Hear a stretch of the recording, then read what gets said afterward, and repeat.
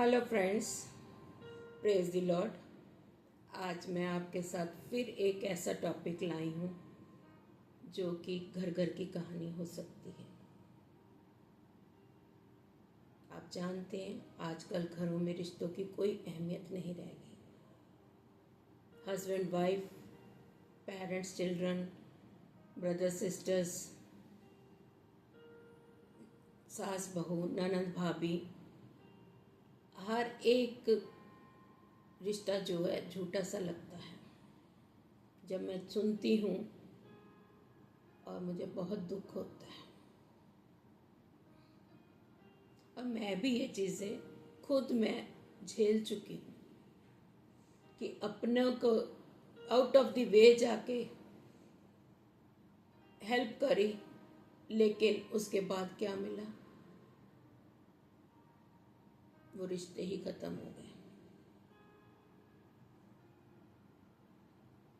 और ऐसी कहानियाँ बहुतों की मैं देखती हूँ, सुनती हूँ। नई नई मैरिजेस 2 दिन 4 दिन में भी टूट जाती हैं। क्यों? आप कहेंगे दुष्ट है, दुष्ट बड़ा चालाक है, मुंह फाड़े खड़ा रहता है। ये हर बात का हम ब्लेम दुष्ट को नहीं दे सकते। ये हमारी भी कमियां हैं, हमारी भी कमजोरियां हैं, और कभी हम अपनी गलतियों की वजह से सफ़र करते हैं, क्योंकि हमें डिसर्निंग स्पिरिट ही हमारे अंदर काम नहीं करती कि कौन अपना है कौन बेगाना है। और कभी कभी परमेश्वर ऐसा होने देता है कि जैसा आपको लगता है कि मैंने तो अपने परिवार से, अपनी फ्रेंड से, किसी से भी मैंने तो बेतहा मोहब्बत करी, अपने दिल की हर बात कही, आउट ऑफ द वे जाके अगर किसी के लिए आपने कुछ किया है और उसका आपको रिजल्ट क्या मिला?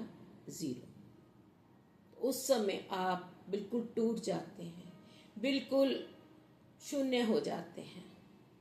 ऐसा फील होता है कि आप रिजेक्टेड हैं। क्यों? आज इसी के बारे में थोड़ा सा बाइबल के द्वारा ही आपसे बातचीत करना चाहती हूँ। तो हर बात का हम ब्लेम शैतान पे नहीं लगा सकते। कभी कभी परमेश्वर ऐसा होने देता है। और टॉपिक है people may leave you but God never will.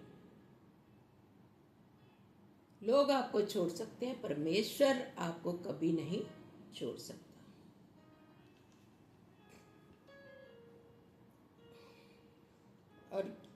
और ये आप है कि परमेश्वर ऐसा होने क्यों देता है? एक क्वेश्चन ये है। हाँ, परमेश्वर कई बार ऐसा होने देता है। क्यों? एक बड़ा क्वेश्चन मार्क है, कंफ्यूजन होता है। एक तरफ तो परमेश्वर, आप कहेंगे परमेश्वर कहता है सबसे बड़ा प्रेम है, एक दूसरे से प्रेम करो, जैसे पिता ने मुझसे प्रेम किया और मैंने पिता से प्रेम किया, ऐसे ही तुम एक दूसरे से प्रेम करो। तो फिर, लेकिन मैं, ये बिल्कुल सही है, परमेश्वर ऐसा ही कहता है। लेकिन आज मैं हर एक उस लेडी से जो अपने आप को रिजेक्टेड, टूटा हुआ, बिखरा हुआ महसूस करती है, उनसे परमेश्वर के वचन के द्वारा बात करने जा रही हूँ। ऐसी बहुत सारी असंख्य लेडीज़ हैं जिन्होंने अपने हस्बैंड्स को खो दिया, और जिनके हैं वो उनकी परवाह नहीं करते। खोने का तो एक बार इंसान झेल जाता है, लेकिन ज़िंदा होते हुए अगर उन लोगों को, चाहे वो कोई भी रिलेशन क्यों ना हो, जो टीस होती है, जो दर्द होता है, जो अपने आप को ये रिजेक्टेड फील करते हैं, वो दर्द बहुत ही घातक होता है, खतरनाक होता है। वो एक नसूर की तरह होता है। और मैंने ऐसे बहुत सारे केसेस देखे हैं। प्रियो, यहाँ परमेश्वर ऐसे लोगों से बात करता है जो बिल्कुल रिजेक्टेड फील करती हैं, अकेलेपन के बोझ को लिए फिर रही हैं, और उनका कारण चाहे कोई भी कारण क्यों ना, कोई रीज़न क्यों ना, ज़रूरी नहीं है कि एक ही रीज़न हो, बहुत सारे रीज़न होते हैं। लेकिन फ्रेंड्स, ये उस साइलेंस से शुरू होता है,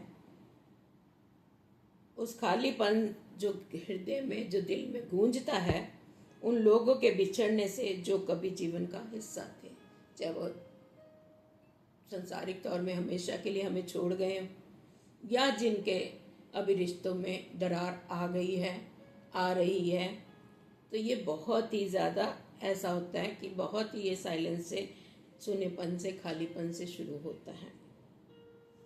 यहाँ आपको बताना चाहूँगी कि परमेश्वर वो योग्य लोगों को नहीं चुनता, वो ऐसे लोगों को चुनता है और लोगों को, टूटे बिखरे लोगों को चुनता है और उनको योग्य बनाता है। अब आप समझ गए होंगे कि परमेश्वर ऐसा क्यों होने देता है। कभी कभी ये परमेश्वर की तरफ से होता है, और ऐसा क्यों परमेश्वर होने देता है। मैं आपसे यही रिक्वेस्ट करूंगी कि आप इस वीडियो के अंत तक मेरे साथ बने रहें, और यकीन से मैं कह सकती हूँ कि आप अकेलेपन के, इस रिजेक्शन के कारण को अच्छे से समझ जाएंगे कि आप जिसको बोझ ले रहे हैं अपने ऊपर, ये एक बोझ नहीं है, ये एक संकेत है। ये खुदा आपको एक इशारा दे रहा है कि परमेश्वर पर्दे के पीछे काम कर रहा है। वो शांत नहीं बैठा। इस समय आपको लग रहा है वो शांत नहीं बैठा है, वो पर्दे के पीछे काम कर रहा है। आपको डेस्टिनी के हर एक विवरण को उस रूप में ढाल रहा है जिसकी आपने कल्पना भी नहीं की। अक्सर आपको लगता है कि आपको अलग थलग कर दिया जाता है। कभी कभी आप लोग सोचते हैं कि हम good for nothing, friend circle में बैठे हैं तो आपका क्या काम है, आप जाओ, हम फ्रेंड्स बात कर रहे हैं, इनविटेशन कहीं हो, आप क्या करोगे जाके। ये फैक्ट है। जो संसारिकता में हैं बच्चे, या जो भी जिनके हस्बैंड्स हैं, वाइफ्स हैं, ये किसी के भी साथ हो सकता है और होता है। अपने पार्टनर को, अपने बच्चों को साथ रखना नहीं चाहते। मेरे प्रियो, कभी कभी आप अपने आप को बिल्कुल रिजेक्टेड फील करते हैं। यहाँ तक कि जो रिश्ते पनप रहे थे वो बिना ही किसी रीज़न के ख़त्म हो जाते हैं। ऐसा लगता होगा कि मैं जब किसी से संपर्क करना चाहती हूँ या बढ़ाना चाहती हूँ या चाहता हूँ, तो वो रिश्ता हाथ से फिसल क्यों जाता है।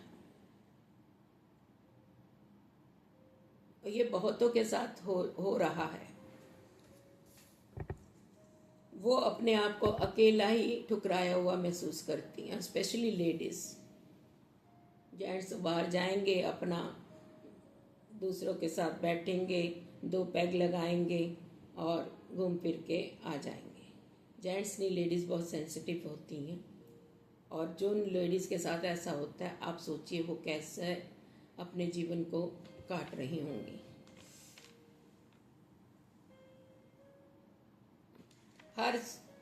और हम सोचते कि परमेश्वर ऐसा होने दे रहा है, why does he allow people to leave. हो सकता है वो रिश्ता आपके लिए नहीं था, ये भी तो हो सकता है। ऐसा परमेश्वर इसलिए होने दे रहा कि वो रिश्ता आपके लिए था ही नहीं। शायद वो रिश्ता आपको आपके जो मंजिल पर जाने के लिए, आपकी डिवाइन पर्पस के लिए एक ऑब्स्टेकल बना हो, रुकावट बना हो। शायद उस तन्हाई में प्रभु आपके और करीब आना चाहता हो। जब सब चले जाते तब प्रभु आपके और करीब आ जाता है।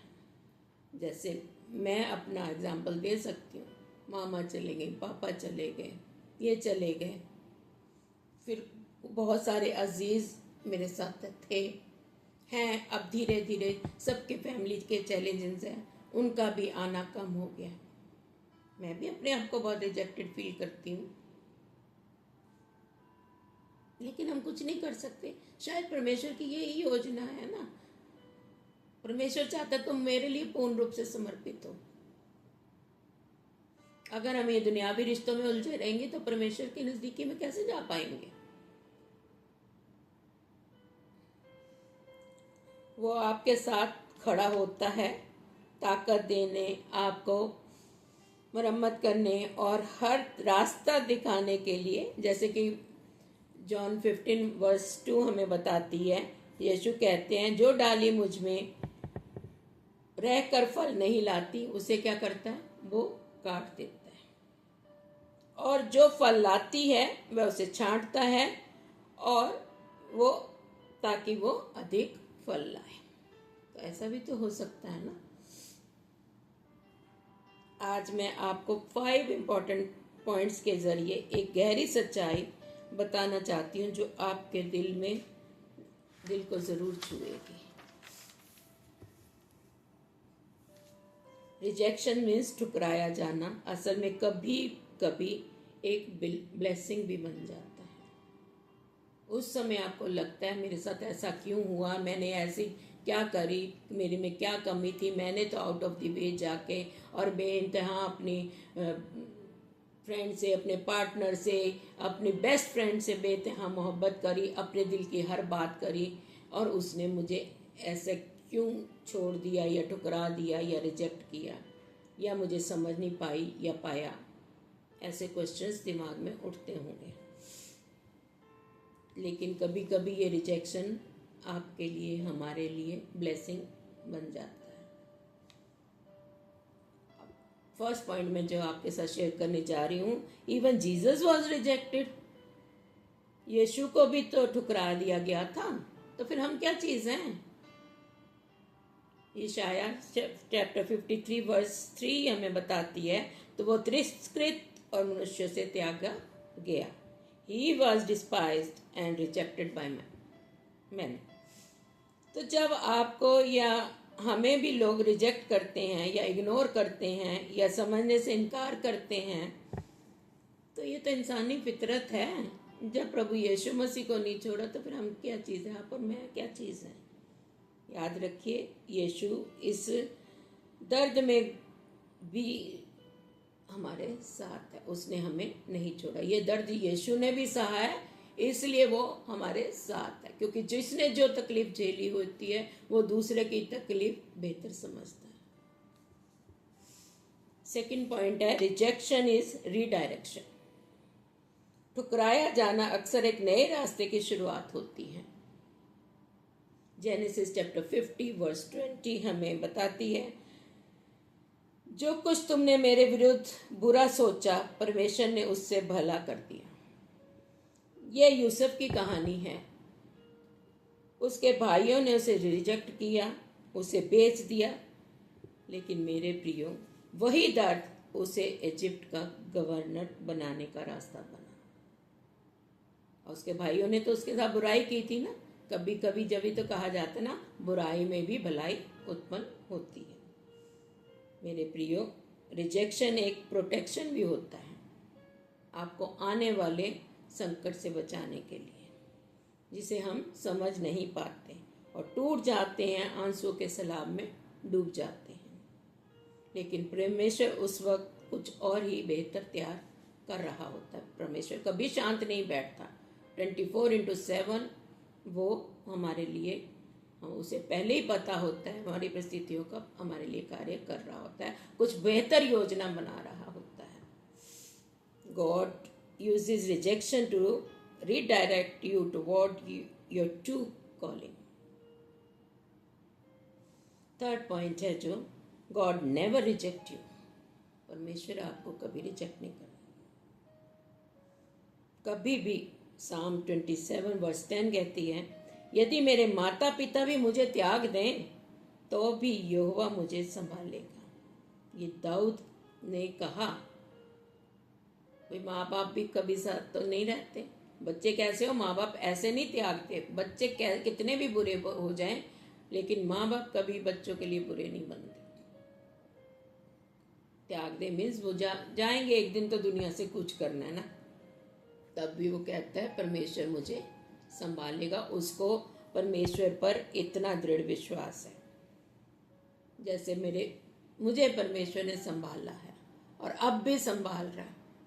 ऐसा नहीं है कि अब मेरी लाइफ में चैलेंजेस नहीं है, अब भी संभाल रहा है।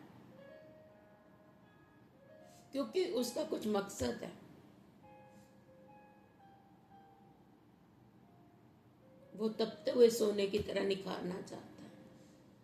वो जंगल के रास्ते में मूसा के भी साथ था, इजराइलियों के भी साथ था, डैनियल के साथ था, दाऊद के साथ था, यूसुफ के साथ था। तो वो हमें कैसे छोड़ देगा? वो तो युगन युग एक सा है ना। परमेश्वर कभी रिजेक्ट नहीं करता। या तो मनुष्य का चंचल स्वभाव है, जो कि सामने वाले के अनकंडीशनल प्यार को समझ ही नहीं पाता और ना ही उसकी कद्र करता। ये तो ह्यूमन नेचर है,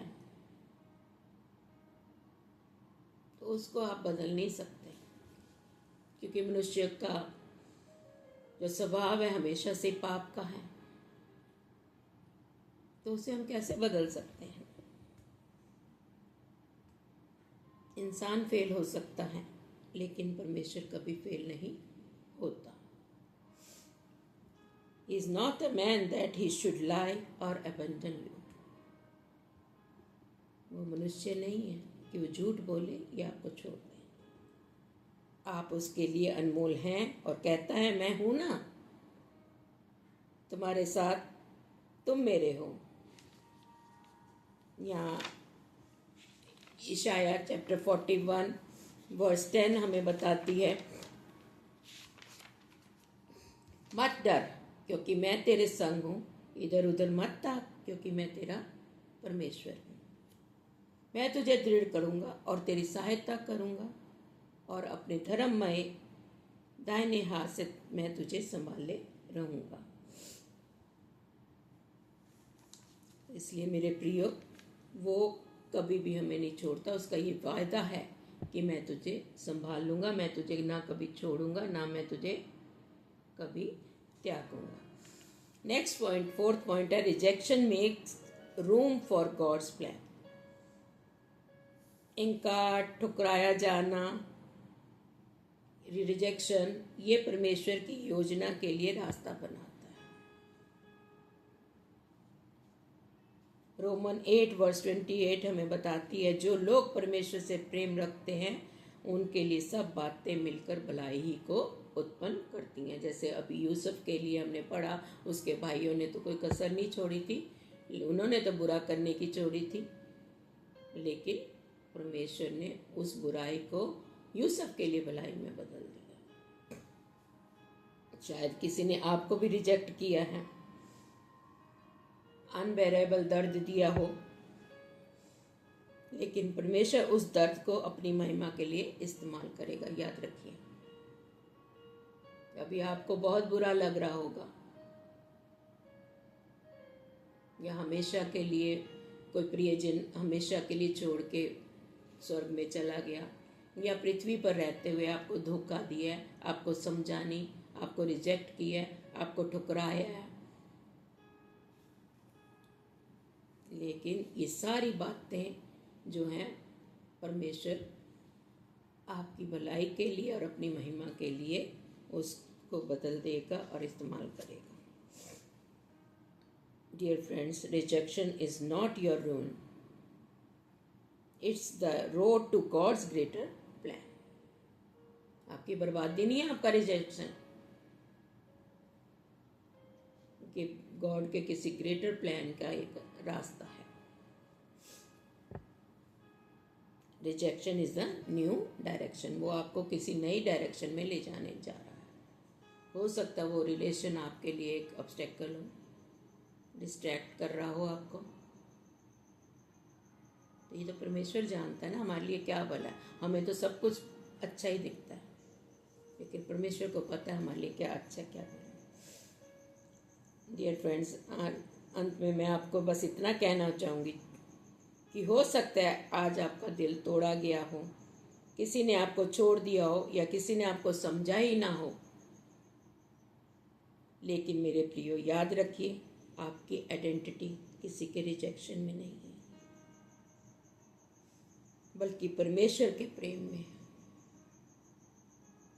rejection is not the end, it is often God's way of leading you into your true purpose.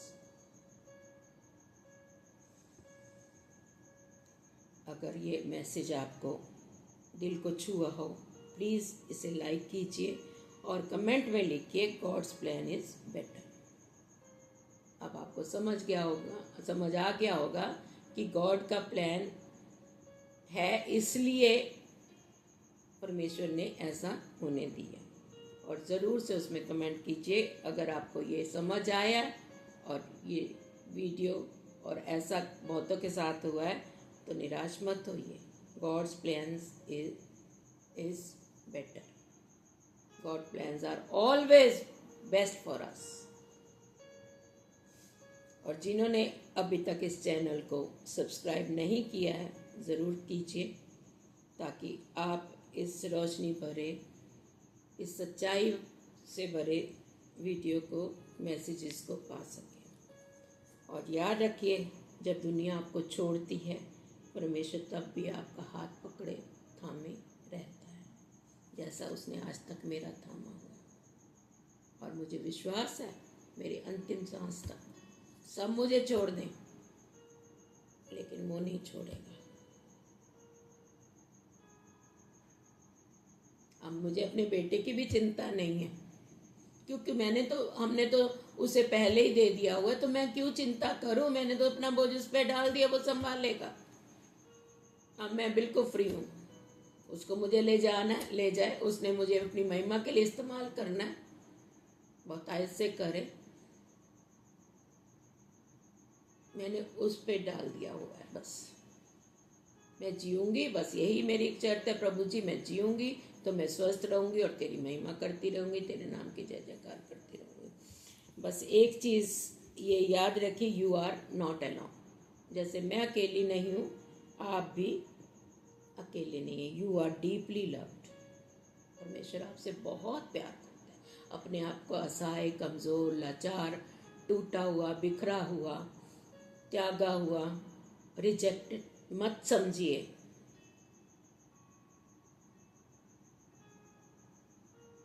परमेश्वर आपसे प्रेम करता है। दुनिया के लोग आपको छोड़ दें, वो नहीं छोड़ेगा। उसके वायदे अटल हैं। और एक बात मैं और आपसे कहना चाहूँगी कि मैं ये जो वीडियोस बनाती हूँ, मैं शुरू से अपनी टेस्टिमनीज में भी बताया कि मैं बहुत कुछ करना चाहती थी, लेकिन मैं पैसे के लिए नहीं भागना चाहती। और ये वीडियो भी मैं पैसे के लिए नहीं बना रही हूँ। मैं सिर्फ जो मुझे मिला है, जो मुझे फ्री में मिली है, उसकी आशीषें वो मैं सबके साथ बांटना चाह रही हूँ। हमारा परमेश्वर या उसका वचन बिकाऊ नहीं है। और अगर आपको लगता है तो आप इसको ज़रूर शेयर करिए,